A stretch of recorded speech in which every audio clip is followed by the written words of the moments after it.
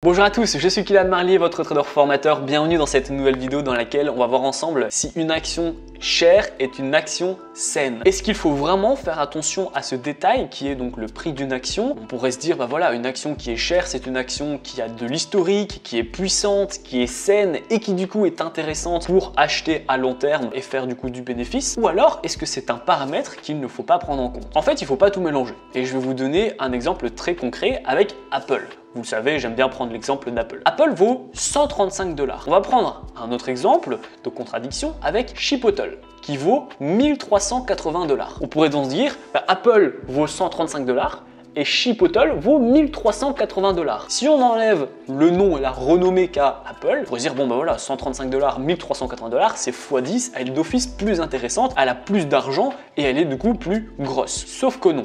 En fait, ce qu'il faut faire, c'est qu'il faut regarder le nombre d'actions que détient Apple et que détient Chipotle. Apple a précisément 16 milliards d'actions qui sont à disposition aux investisseurs. Et Chipotle en a seulement 20 millions, 28 millions pour être précis. Donc quand on fait 28 millions fois 1380, on se rend compte que du coup, bien, Chipotle a bien moins d'argent que Apple, parce que Apple, il faudrait faire 135 fois 16 milliards d'actions. Du coup, il ne faut pas confondre capitalisation boursière et le prix d'une action, parce que n'oubliez pas également qu'une action peut décider de faire un split. Un split, c'est quoi? C'est en fait encore plus, proposer encore plus d'actions à ses investisseurs et couper le prix de son action, le prix par action. Si par exemple Apple commence à continuer de monter et elle vaut 1000 $, 1000 $ pour une action, ça devient compliqué pour acheter et être accessible à tout le monde. Donc elle pourrait encore permettre plus et donner plus d'actions aux investisseurs, passer par exemple de 18 milliards à 25 milliards, j'en sais rien, et du coup passer de 1000 à 500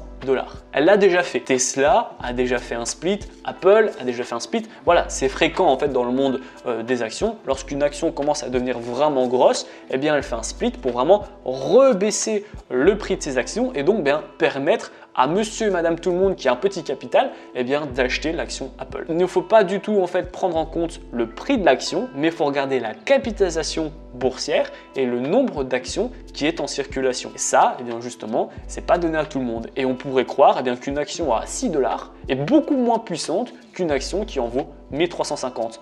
Il faut faire attention, c'est pas toujours le cas. Donnez-moi le prix de l'action la plus chère que vous avez dans votre portefeuille et l'action la moins chère. Vous allez voir que c'est pas forcément la plus chère qui a un plus gros capital et une plus grosse capitalisation boursière. J'attends votre retour dans les commentaires. N'oubliez pas également, si la vidéo vous a plu et que vous voulez en apprendre plus sur la bourse, vous avez Action Rentable. C'est le nom de ma formation qui est dans la description. Ça va vous permettre d'investir dans des actions qui sont saines et qui vont vous verser des dividendes, peu importe si ça monte ou si ça baisse. Donc c'est Action Rentable. Et si la vidéo vous a plu, n'hésitez pas à la liker, à la partager et surtout abonnez-vous. Moi je vous dis à très bientôt pour les prochaines vidéos.